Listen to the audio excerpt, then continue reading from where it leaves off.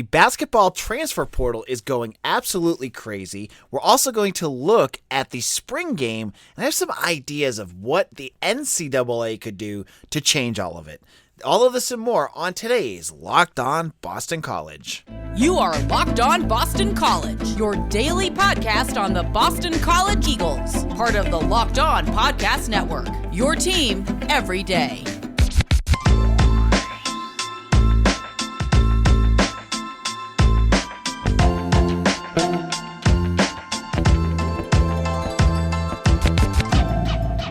Hello and welcome. This is Locked On Boston College. I am your host, AJ Black. I'm also the editor and publisher of BCBulletin.com. Today's episode is brought to you by BetOnline. BetOnline has you covered this season with more props, odds, and lines than ever before.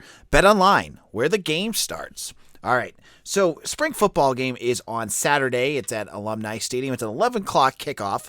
And first of all, before I get into the spring game, if you listen to yesterday's episode where I kind of ranted and raved about the spring game, I have a slight mea culpa or apology I want to give out about some of the things I said. I kind of ranted and raved about the emails, not getting any emails about the spring game, and not being able to find access to any of the information about it. But to be fair, I wasn't completely wrong. All my emails were getting sent to my spam folder. I don't know if I did that on purpose or if Gmail just sees all my BC stuff and gets sent right to my spam. So it was sent, and I know a couple of fans and readers out there sent out, "Hey AJ, they are sending them out." And there is they're doing some things. They're doing, if you have kids, it's got some cool stuff for kids. With doing some drills and things like that with the coaching staff before the game. They're also going to do it's called Spring Fest for the whole weekend, and they have autographs after the game, which they've done for decades. They're going to do Fan Fest, which is face painting and balloons and all that good, or whatever it is.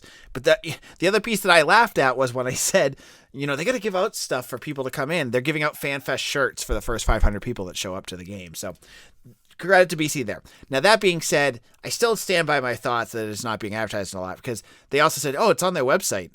Yeah, it's on their website, but you have to scroll all the way to the bottom of the page on the bottom right-hand corner in a little picture to find anything about the game. So I'm still sticking with it. Should be kind of more publicized and bigger on their site, but that's just here or there. Now, this conversation is not to complain about anything in the spring game. As I said, on yesterday's episode, I have stuff about the fan festival and the way that I think that it would be great for all ages. And you can go back and listen to my thoughts on that if you go to yesterday's post. I think you'll like that. Or yesterday's show, excuse me. This episode, to kick it off, I have ideas. I think we're getting to the point in college football where we need to re-envision the spring game in general. And it's a kind of a multi-pronged reason for why I think this should happen. I think the spring games across the nation should just go away. And what I think should go in their place, instead of just the scrimmage, is have your FCS game in the spring.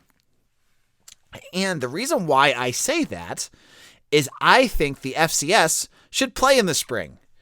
Give them that. I mean, people are dying for football all year long. You could get them good media contracts. People will watch them. People will go to the games. I mean, gosh, how big would a program like North Dakota, who it's already big, or James Madison, which would become almost national schools if they played in the spring? During this fall, these FCS schools are buried by the big major 5 programs and even some of the G5 programs, right? Because they're way down there on that pecking list. Why not have them play in the spring? And have them play their game against the spring team of whatever team that they're playing against. And you can make it count. You can make it not count. It doesn't matter either way. There's some FCS games we've seen FCS teams beat FBS teams. But what's that, like 1%, 2% of the time? It happens, but it's not very frequently, right? And on top of that, for all of you folks that are like, please stop scheduling FCS schools, that would do it for you, because you'd get that spring. It's almost like an exhibition anyways. You move it, you play against a different team. Now, there's other reasons why this will never happen. Mainly, the spring games themselves, they play it so that players don't get hurt. If you play against an FCS school, you saw what happened with Djokovic when he played UMass, which is about as close to an FCS school as you can get. Stuff could happen. I'm giving you my pie in the sky idea here. I think the FCS should get their season and move it to the spring. I think that the FBS teams should play them in the spring. And, if your team is not healthy enough to do it, then you cancel it. You know what? You can have them, give them the money to come and play. And, when you have an FCS school, the spring games, what do they bring to BC? I mean, I've gone to so many of those games, and I'm sure it's going to be like this on Saturday. Like 4,000, 3,000 people? Like, you can't even fill out both sidelines with it because there's just not enough people that want to go and watch it.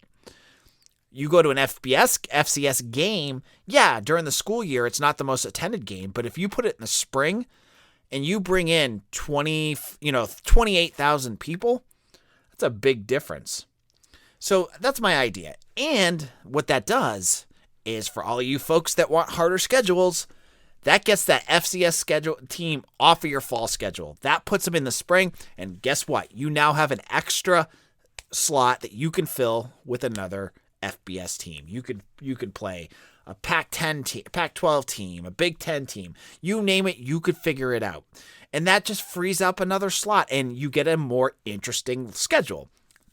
So that's just kind of my thoughts. I think it would breathe some life. And you know what? Things are done a certain way for a long time, but there's always a reason to shake things up. Like in Major League Baseball right now, the thought of an automatic umpire, like years ago, that would have been like, oh my gosh, that sounds terrible. Why would you do that? But now you've seen all these bad games where they ruin it and inconsistent strike zones and bad calls. And now they're thinking about it and you're like, yeah, let's do it.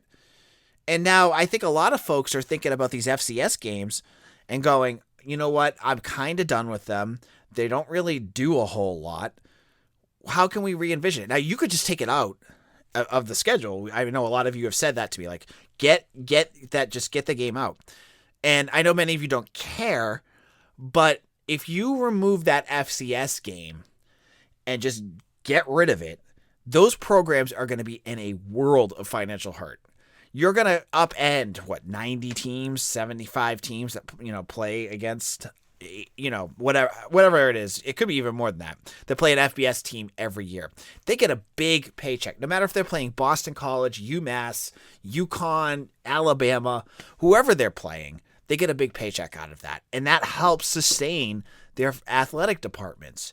So I'm not a big fan of just nuking these games because I think it would really hurt the world of college athletics. But I am much more interested in thinking of other ways of looking at it. And, college football right now is all about changing things and looking at different ways of doing it.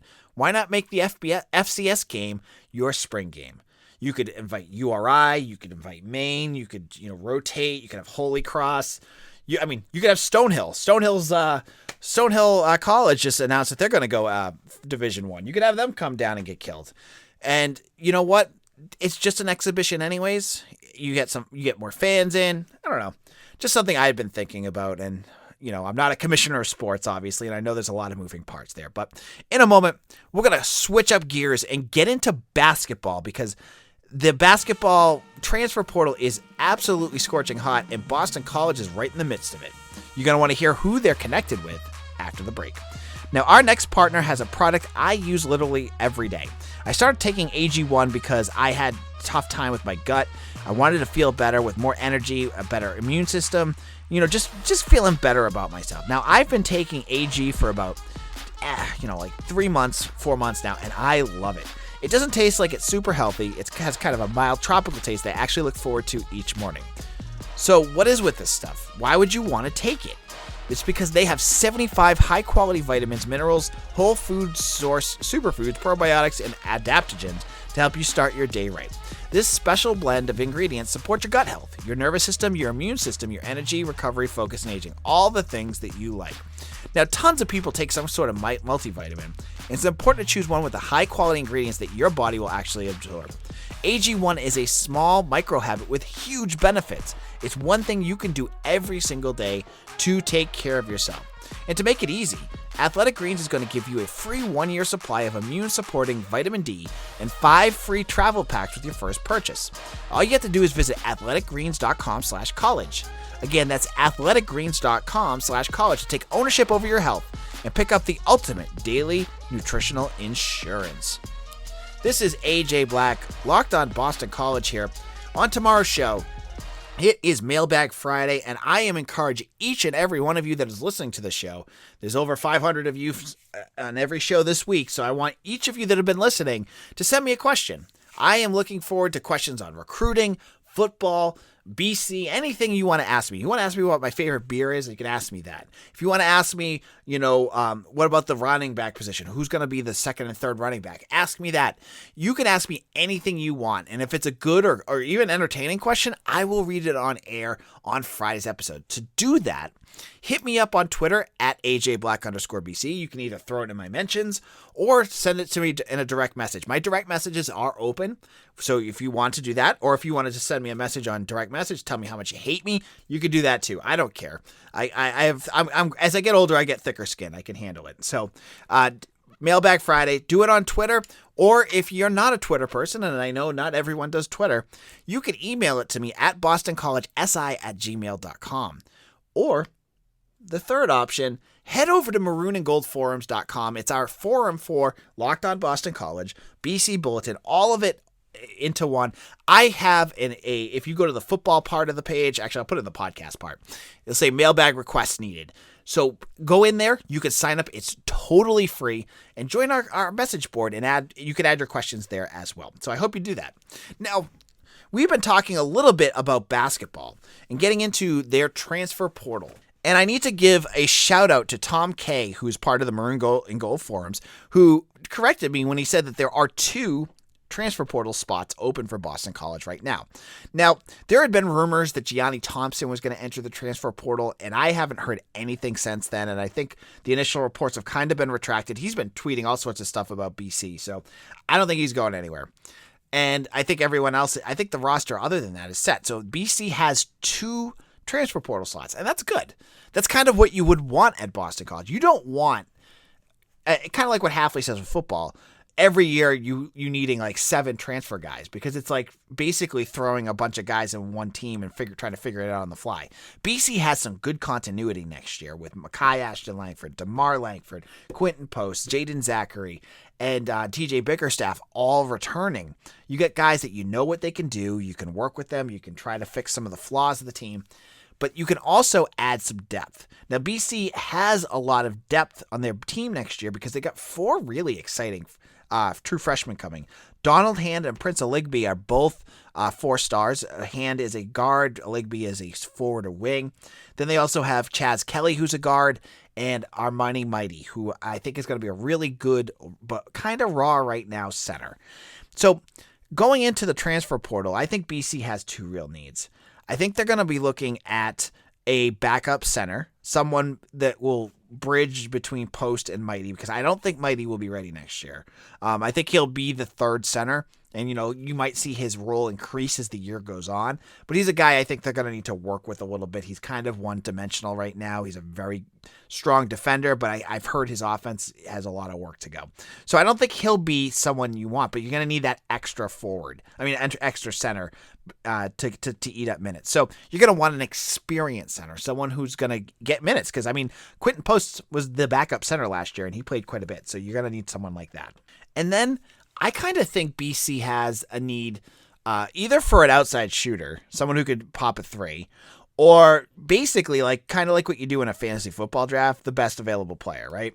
Because last year BC did a nice job of playing 3 guards offense. 3 guard lineups at times. You remember they were rolling out DeMar Langford, Mekhi Ashton-Langford, and Jaden Zachary a lot of the season because they were your 3 most talented players. Then you put next to them, they sometimes would go with Post and Langford, or Bickerstaff and Karnick, excuse me. So I think they're going to go for the best available. So that kind of opens it to anything. There's a lot of different needs out there. But what I'm not talking about is the needs specifically BC has. I'm interested, and you see a lot of posts from different news sites about different transfer portal guys saying, "Oh, I've been contacted by all these schools," and two names popped up on Monday during the day that I thought had something really interesting in common, and both of those guys I want to kind of get into here. The first name is Shane Dezzoni, who is a 6'4" guard, originally from, I think, Pennsylvania, but he played at Brewster Academy in New Hampshire. He's a transfer from Vanderbilt. He's a former 4-star guard. And he one of those guys that entered the transfer portal because he had no role last year. Like, a lot of times if you're a 4-star and you go to a school like Vandy, you're expecting that, hey, I'm going to get some good minutes here. And that never happened for Dezzoni. And so he only played, averaging 11 minutes per game. And by the end of the season, it was down to basically none. He averaged 2.4 points per game, 1.6 rebounds, and 0.7 assists. Now, you hear Brewster Academy. If you're a Boston College basketball fan, you know that both Langford boys went there, and obviously Dezzoni probably played with both of them. So there's some familiarity there. And I would imagine, just like Halfley does, that Grant is going to pick guys that fit his system, guys that he knows or someone on his staff knows. So Dezzoni kind of hits that. He's a guy that I think, the Langfords will be able to talk about and connect him with them. So I don't think it's the worst idea for a guy like him. And, they have a ton of guards, as I said. They got at least 5 for next year. But you play 3 guards. If you have that talent, you play them, right? So he's one that I thought was interesting that BC has already connected with. Now, the second name that popped up, what came up on Wednesday night. It feels like Monday, but it's a center, and his name is Josh Agundali. And Josh Agundali is originally from London, but he played basketball in Worcester Academy. So he's a Worcester guy. Again, it's hometown of the Langfords. So, and again, he's a guy that connects. You can draw the dots. He's a local dude if he wants to play locally, and he fits a need. He's a center. He's 7 foot tall. I was talking to someone on Twitter, one of my buddies, about him, and he's the complete opposite build of Justin Vanderbond, who is transferring out. Now, Justin Vanderbond, I had a picture that I've been using, and he looks like thin. Like he's like a bony guy, right? He's like a bony guy. Agundale is not. He's like 7 foot tall, and he's beefy. He's a bigger dude. So that kind of tells me, he's a guy that can kind of plug up the middle, rebound. He hasn't done a whole lot. He was the backup for Iowa. He's their backup center. He played in 27 games, didn't start any. He had 1.5 points and 1.3 rebounds per game. So, you want to kind of manage your expectations here. But I really like what Earl Grant was able to do last year in the transfer portal. I don't think anyone was all that happy about Quinton Post, and now he's like one of the bedrocks of that team.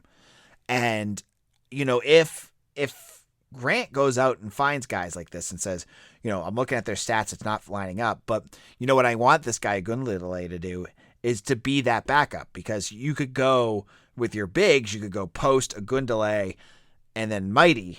And that would work, because then Mighty can kind of eat some minutes here and there.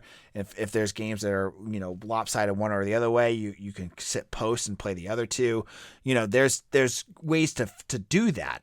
But you do need an experienced guy. And that's exactly what Agundale is. He's been around for a little bit. He is a sophomore center, but he's from the area. He's from Worcester, or he played in Worcester, so he knows the spot. So he's another one I think could be something to watch. And again, you're seeing BC going after some of these bigs, and it seems like a lot of the bigs that they're going after are physical guys, defensive. They're going to fit the culture of what Earl Grant is doing. Guys that can kind of plug it up, get rebounds, blocks, play defense. And I think that's exciting. I think that's exactly what BC needs. But again, when you read these posts, it's just conversations. It's not like the recruiting things. Like when I tell you, like, oh, BC offered so-and-so, that's like a, for football, that's a serious thing. That's like a serious overture on the recruiting trail. When it's the transfer portal, they don't do the whole offer things, but they'll do, reaching out, see if you're interested. You'll see some of the guys that are in the portal do top 8s and things like that. They'll go back and do their own recruiting thing type of thing again. They'll do visits, do all of that. With BC basketball in the last couple of years, they haven't done that. Part of it was because of COVID, but we'll wait and see what happens. Now, in a moment, we're going to get into some news items, including Hockey East signing a big-time deal with ESPN. BetOnline is your number one source for all your betting needs and sports info. Find all the latest sports developments, including this week's Masters Championship odds, podcasts, and reviews for all the different leagues this season. BetOnline is your continued source for all your sports wagering info, including live betting, esports, and scores. Head to the website today or use your mobile device to learn more about the trends in action. BetOnline, where the game starts. This is Locked On Boston College. AJ Black here. Now, in terms of news for the day, there was big hockey news, and it's actually a couple things with hockey. And first, we'll go with the bigger picture. The Hockey East Conference, where Boston College plays, signed a 6-year deal with ESPN and ESPN Plus to carry 300 of their games on ESPN Plus and 3 games on ESPNU. Now, this is a big deal, and I had to look up some numbers because I don't have ESPN Plus yet. I'm going to probably have to at some point, but 22 million people subscribe to ESPN Plus, which is crazy. I had no clue that the number was that high. Now, that's 22 million people that could theoretically now watch Hockey East. That drastically increases the exposure of college hockey. College hockey is not, obviously, if you're from this area, you think it's big, but if you go around the rest of the country, I talk to my friends in Louisville or Clemson, and they laugh at it. They're like, college hockey really matters that much?